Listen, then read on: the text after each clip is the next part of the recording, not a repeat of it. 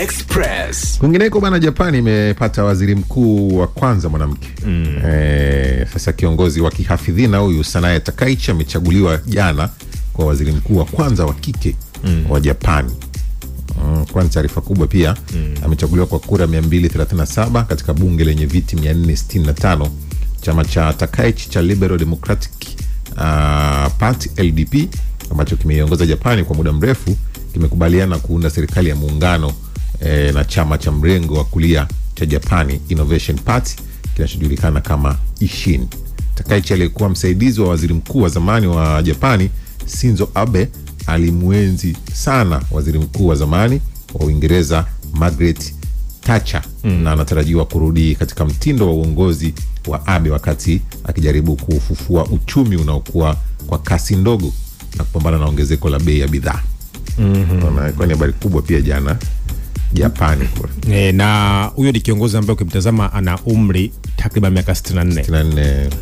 Na hoja msingi hapo ni kwamba namna gani alivyokuwa anamuhusudu aliyekuwa waziri mkuu wa Uingereza Margaret Thatcher.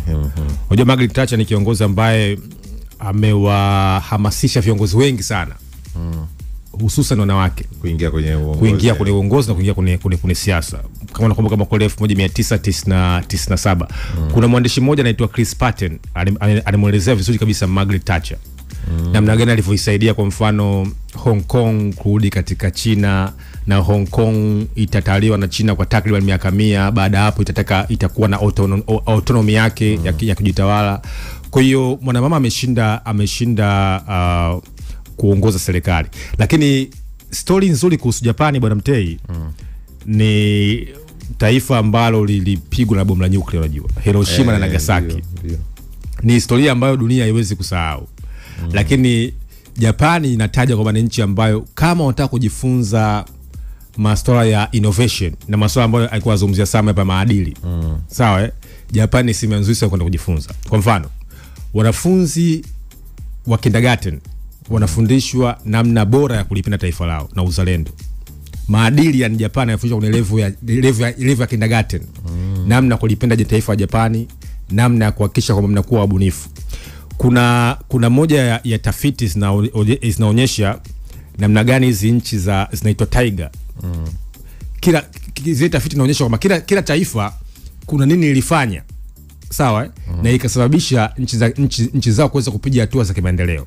Hasa Japan wanasema waitumia power of example and innovation. Nguvu ya ubunifu na nguvu ya kutumia mifano. Yaani wanasema kwamba wao mtu ambaye akiwa na ubunifu Japani yani serikali inaenda kuweka hela haraka sana. Mtu ambaye anaweza kuwa na mfano wa kuigwa Japani, serikali inaenda kutia nini? Kutia fedha. Kwa hiyo Japani leo hii imekuwa wanasema ni semiconductor. Hata nimemsikia waziri mkuu anasema kwamba ataendelea kuweka nguvu kwenye semiconductor, viwanda vya teknolojia na AI. Sasa haya mataifa ambao ukitazama mengine yalipigwa bomu, yalitawaliwa kama sisi, mengine yalipitia katika ukoloni. Sawa Singapore walisambahatika na Malaysia mwaka 63 mwaka 64. Kwa ukitazama imekuwa ni kama ni nyenzo mpya ya siasa za ushindani. Na kuna hoja kwamba hizi nchi za tiger miaka 200 tukia sasa sio mingi, japokuwa wote tutakuwa tupo. Zinataja kwamba hizi ni nchi ambazo ndio zitakuwa zinaongoza hizo uchumi za kimataifa. Wao wamejenga demokrasia, wamejenga watu, maadili, ubunifu umepewa nafasi, teknolojia imepewa nafasi. Sasa kumbuka waziri mkuu anaingia ikiwa Japani inatajwa kama taifa la wazee. Japani ni taifa ambalo lina wazee wengi kuliko vijana. Ukitaka maisha bwana Sam, nenda Japani kama wewe ni kijana. Kwa sababu wanatafuta nini? Wanatafuta nguvu kazi kule. Wazee ni wengi.